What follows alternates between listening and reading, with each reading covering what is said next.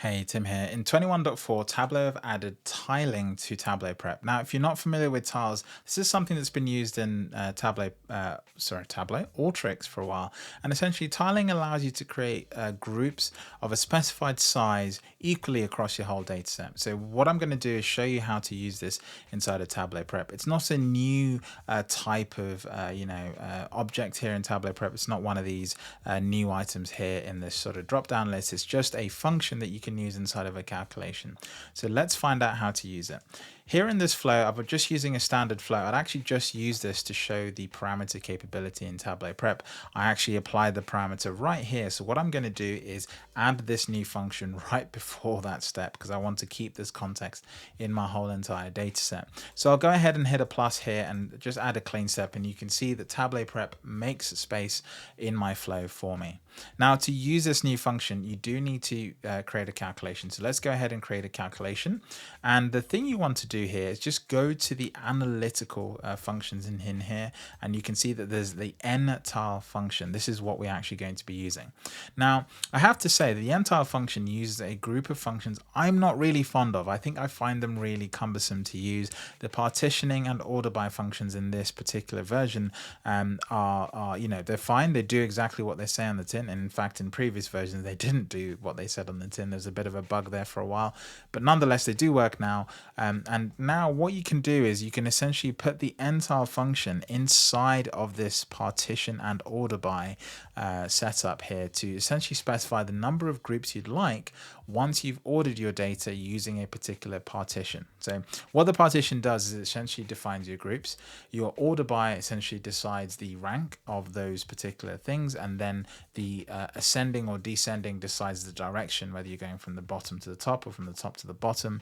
And the NTILE is just essentially then taking that final list and dividing it into the equal number of whatever you specify. So here you'll see it says 3, and once it's divided it into 3 groups, it gives them a number 1, 2, 3. If I say 10, it will say 1, 2, 3, 4, 5, 6, 7, 8, 9, 10. So you sort of hopefully get the idea here. So what we're going to do to keep this super simple is I'm just going to make sure that I use this function that you can see on screen, so you've got a reference point and I can actually walk you through it. So let's go ahead and start typing.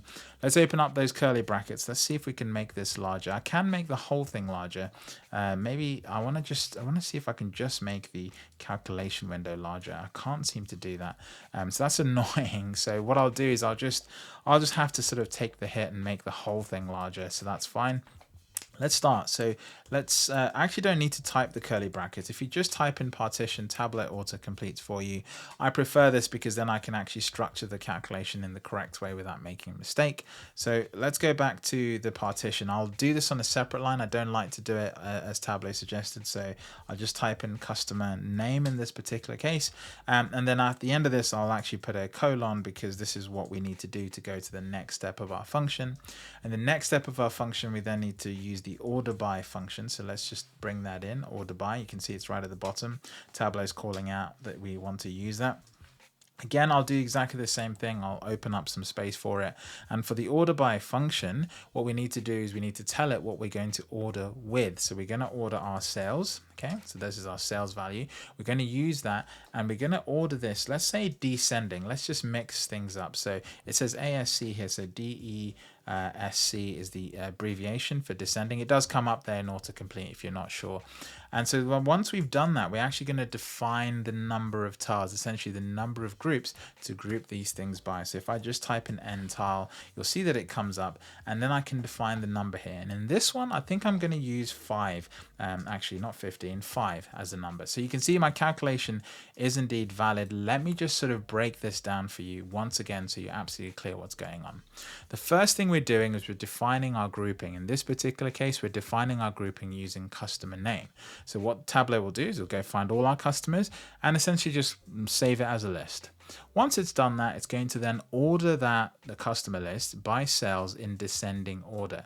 That descending order is going to then define the direction of the table, and it will essentially put the customers in a specific alignment essentially. Once that is done, it will then run the NTILE function here, the NTILE function being the grouping function, and essentially will create 5 equal groups in that data set.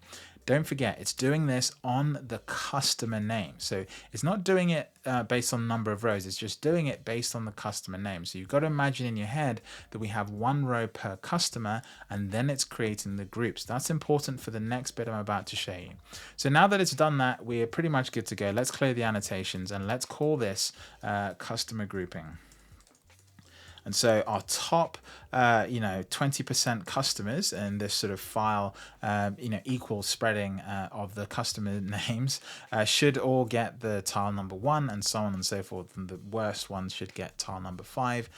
So this could be like a way of grouping customers if you wanted to. So let's hit save, and you'll see that we get the new column over here. Now, the reason I said before that it applies it to the customer name, not on a row by row basis, is because you would think that if you spread out your customers in equal sort of way into 5 equal groups, you'd think you'd get the same number of rows in each. And you actually don't, because of course, the bigger spending customers tend to occupy more rows in your data. And so you actually see here they represent a slightly bigger chunk than your smallest sort of group of customers. So this got me thinking initially. I was looking at this saying this should all be equal, but then I realized no, it all depends on the grain or the level of granularity of your data. So you need to understand that. Check out my video on that for Tableau Desktop. But nonetheless, you can see that this is all there. And if I click on one, you can see it represents 22. The other one is 20, 20, 20, and then this last one is 18. So these got a fairly even spread. It's almost like the binomial distribution where everyone in the middle is roughly the same, and there's a tail end of people with tiny transaction, and there's a sort of massive bump of people with most of the transaction value there. We can actually add an aggregate step just to sort of look at this in a bit more detail. So let's go ahead and grab some values. So the values that have been created here are going to be, where has it gone here? Where did it go? It disappeared on me. So delivery mode, dispatch, customer grouping. I think this is one. Here we go. So we can actually bring the customer grouping fields. No, that's country and region. I selected the wrong thing. Let's try this again. Customer grouping. We'll put that in here. You'll see 1, 2, 3, 4, 5. Then we'll grab the sales values for these, and we'll see that the grouping number 1 here has 20 million worth of sales. Grouping number 2, the next biggest group, has 5 million. Grouping number 3 has 2 million. Grouping number 4, 1 million. And grouping number 5, even less. So it's sort of this nice stepped sort of grouping, and you can sort of look at those transactions as a group over in Tableau or something else. Of course, if I was to then sort of just add another clean step here and go back to the summary view, you'd see this. Let's just make this a summary view by going to the view state, selecting summary, and you can actually see here that you do get 5 equal rows because of course there's only 1 line per row. I don't know why I went to this view, but there's actually a lot more sort of granularity in the data there. I should have gone to another view and sort of just limited the number of fields, but nonetheless, you can see the tiling function working as expected. So this is going to be a nice quality of life improvement if you do need to group up your data in a specific way. It does need to be used in conjunction with the partition and the order by functions. These are sort of fairly straightforward functions to understand.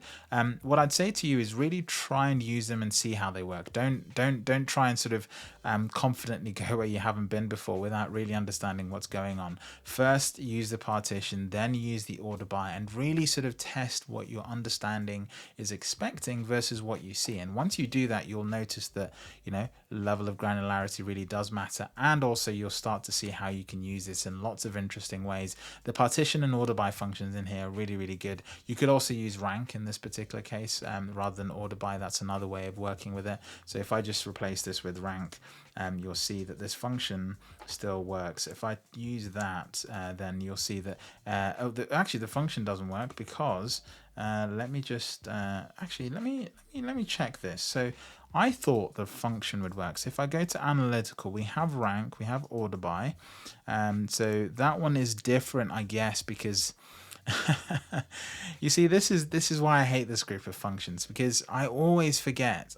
It doesn't matter how much I try, I always forget how exactly I'm supposed to use them, because you would think that rank and order by would work in this sort of same way, but you can see rank, order by here can actually include a rank. So that makes no sense to me. So you can even see here, I've been confused by this. I went into a perfectly sort of fine calculation, and I've made it worse by trying to use something that you can't use. So I'll leave it as is, where it's working. and we'll call the video there. Thanks for watching, and I'll catch you in the next video.